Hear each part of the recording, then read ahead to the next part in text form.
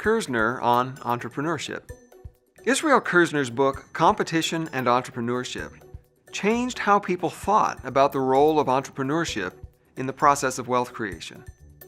Here are two of Kirzner's biggest contributions. First of all, Kirzner started with a deep view of how people act, and he focused on the fact that people don't just try to fit familiar means to familiar ends. They also become uneasy with the status quo and look for new ways of bettering themselves that may have never even occurred to them. One thing they do is look for new means of achieving their ends. You do this in your own life. If you're studying business, you might experiment by taking your next business class online or at night, just to see if that's something that works better for you. But at an even deeper level, people also find new ends, and they look for new things that might interest them and give them a richer experience.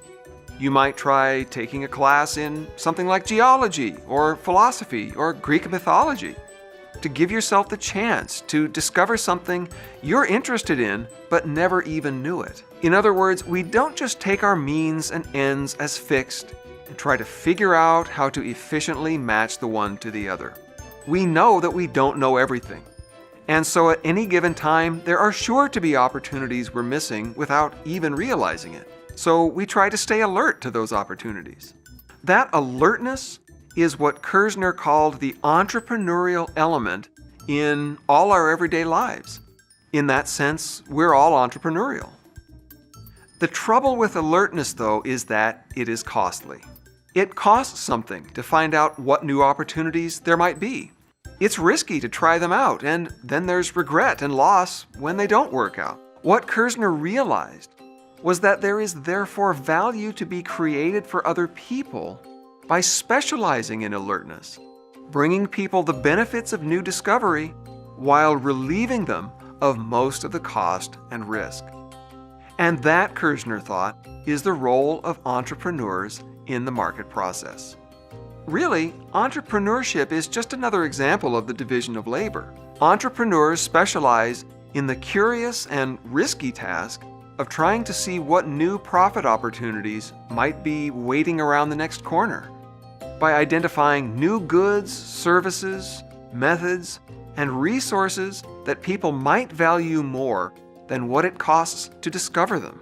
Kirzner also observed that even though entrepreneurial innovations usually look like they disrupt a stable allocation of resources in the status quo, that appearance is actually deceiving. What entrepreneurs really do is correct misallocations of resources by finding better uses for those resources that no one has noticed yet. For example, when Kirzner published his book in 1973, no one had any idea that within about 10 years, the music industry would start moving from vinyl records to something called a CD. It's tempting to say that when the vinyl record industry was in full swing, the resources employed in making and selling and distributing vinyl records were all allocated correctly because the supply of records was matching people's demand for records. Likewise, it's tempting to say that when the CD came along, that efficient allocation was upset. Some people made a lot of money, some people lost a lot of money, until everything smoothed out again and returned to equilibrium. But a different way of looking at it is that when the CD came along, that innovation revealed that the allocation of all those resources to make records really wasn't an efficient allocation after all. There was a better alternative allocation that no one had noticed yet. And the entrepreneurial job was to find that alternative that other people in the market really did prefer, and all the people trying to find it would know when they had found it by the profits they made. This wouldn't be a disruption of an efficient allocation of resources. It would be a correction of an inefficient allocation of resources because it moved towards a new allocation that better satisfied people's preferences. Now, we already know that the CD wasn't the optimal use of resources either. We know that because of the success of the MP3. And that's probably not optimal either, and somewhere out there, someone is trying day and night to look around corners for that next better alternative right now. Of course, there were many other observations that Kirzner made about entrepreneurship.